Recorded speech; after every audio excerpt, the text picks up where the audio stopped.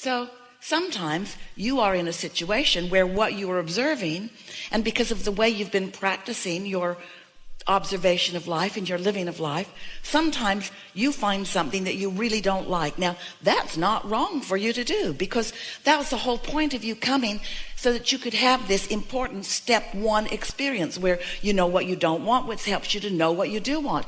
How else are you going to discern? It is the variety and contrast that helps you choose, you creative genius. That's what it is all about. So as you choose and know what you don't want, what you often don't realize is that in that moment of choosing, and sometimes it is more fully conscious than others, because you are choosing even at a cellular level, as you are knowing what you don't want and therefore choosing what you do want. It is, by the way, how the evolution of all species occurs. As you are making those choices, you are launching a vibrational, or you could say a thought.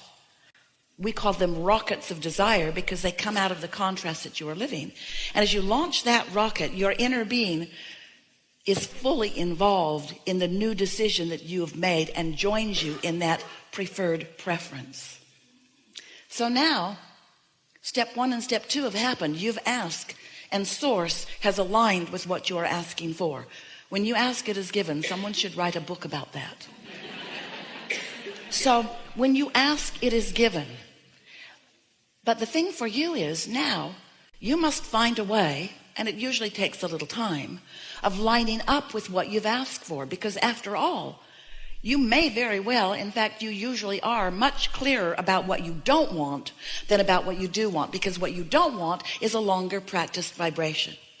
So you launch this rocket, and now here's where the mix of vibration comes in.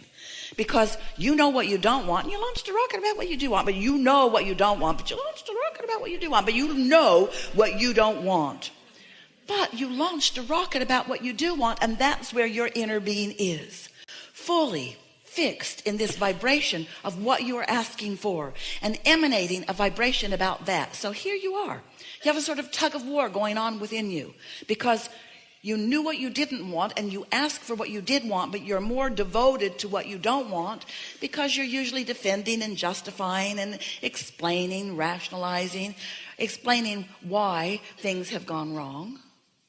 So as you stand in that vibration while your inner being is running with what you do want, that's when there is a tug of war, and that's why you feel negative emotion.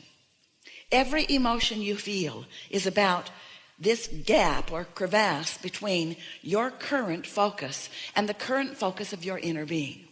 And when you understand that your inner being is with you always, is awake within you, is fully integrated, is aware of what you've got going on, and is devoted to your choice, not your sloppy habit, your choice, what you really want, not your sloppy thinking, not your defensiveness, not your justification, but knowing what life has produced for you. You have evolved. You have become more because of this experience that you just lived, and your inner being stands there holding that new set point that you have discovered for all of us. But we love you so much. You are so stubborn. And often you stand in that defensive place and continue to beat the drum of why you need more money, you want more money, you need more money, you want more money, when you've asked for more and more is lined up for you. And so we wanted so much for you to come to understand that while you are creating your own reality, that you have created a vibrational reality that is the first stage of the reality that will one day, and not so far from now, be manifested in your experience, where you can see it and hear it and smell it and taste it and touch it. But in the beginning, it's a vibrational ether. It's a vibrational state of being. It's a vibrational existence where your inner being stands and tends and holds, that law of attraction is responding to.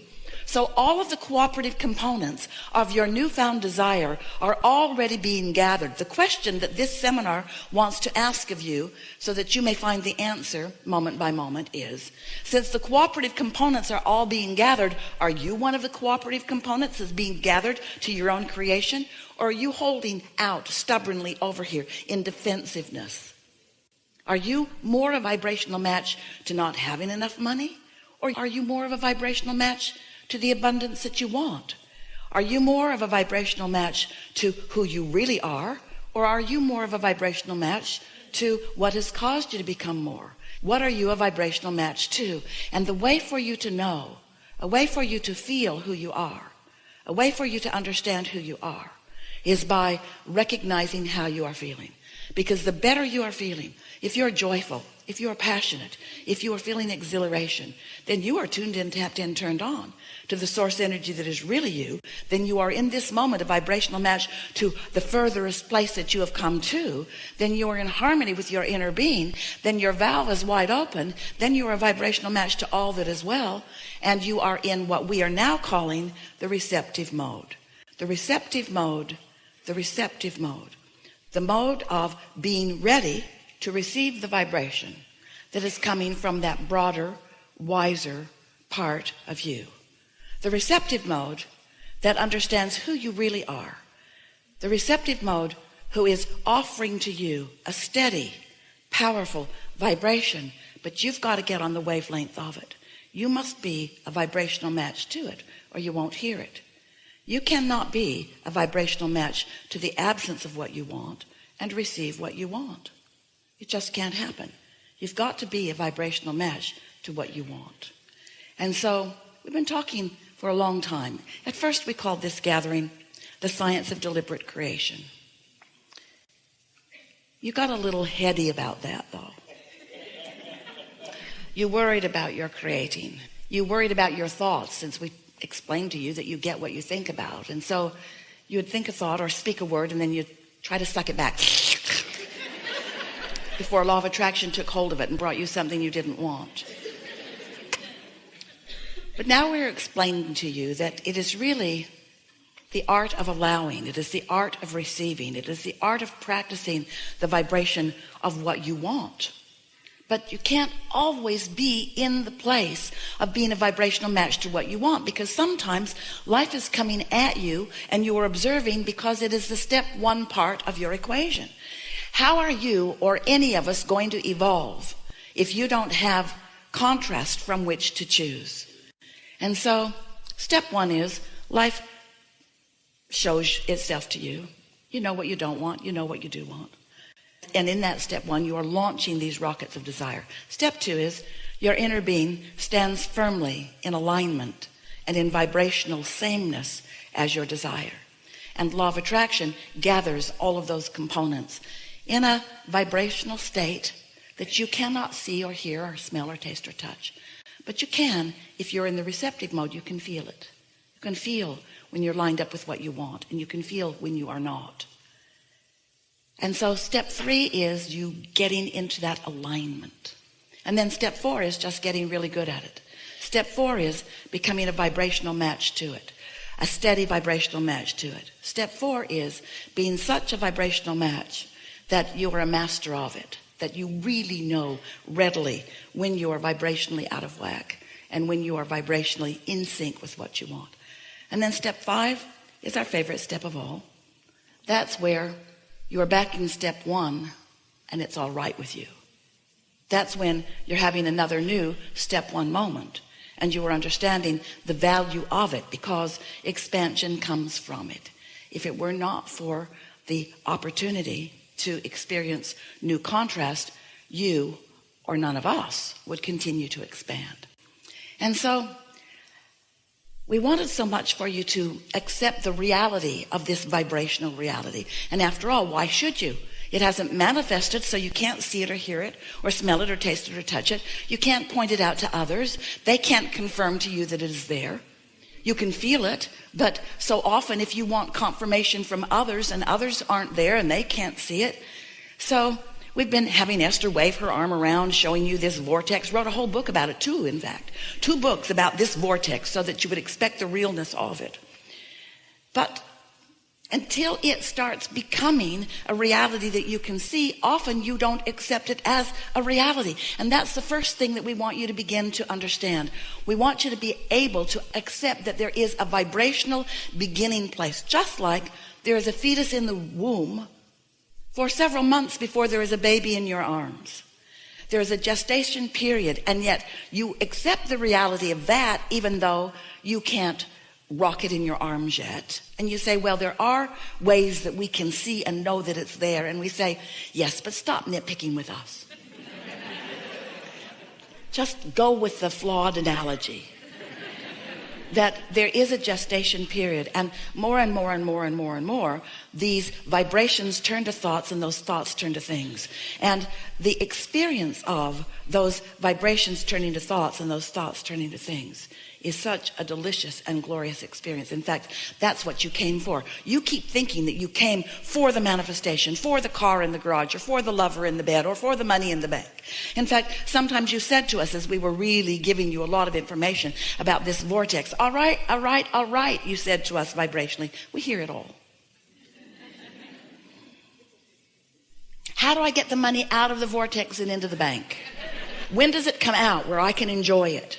And we say, you must become a decipherer, an interpreter, a receiver of the vibration, because it is through your perception of it that it becomes reality for you. This turning these thoughts to things is subtle in the beginning. If you're not tuned to it, you don't feel the satisfaction of its existence. And that's a key word that we're wanting you to follow us through in this day. The satisfaction of its existence, even though it's not a full-blown manifestation. That's the key for you. That's the key to living happily ever after. You have to accept that there is a reality that exists, and you must feel satisfaction in its existence before you can be in the receptive mode where you can lead it, follow it, experience it, witness it all the way out into this full-fledged vibrational, but see it, hear it, smell it, taste it, touch it reality.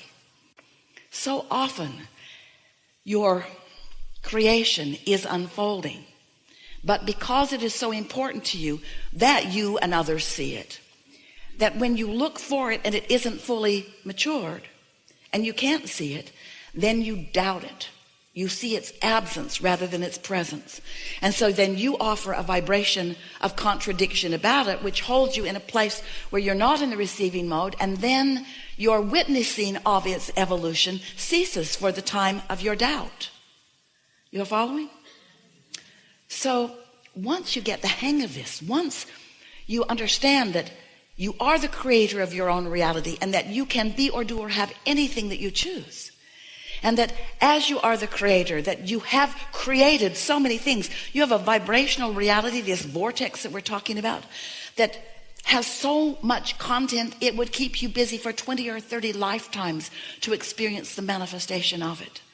It is magnificent what you and your lives have gathered for you. But now you've got to tune to it. You've got to perceive it. You've got to receive it. You've got to be the translator of it.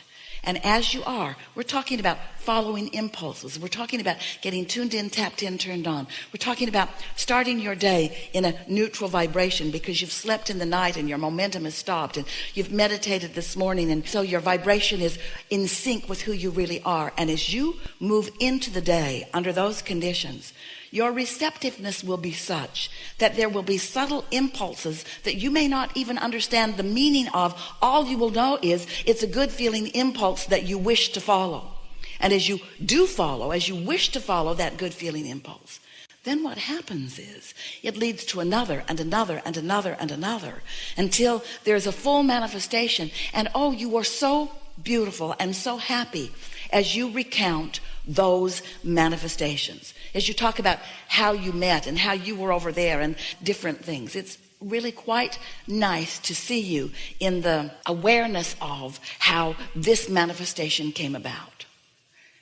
And you have so many examples in your own life that will undoubtedly awaken as we are moving forward in these hours that we are together.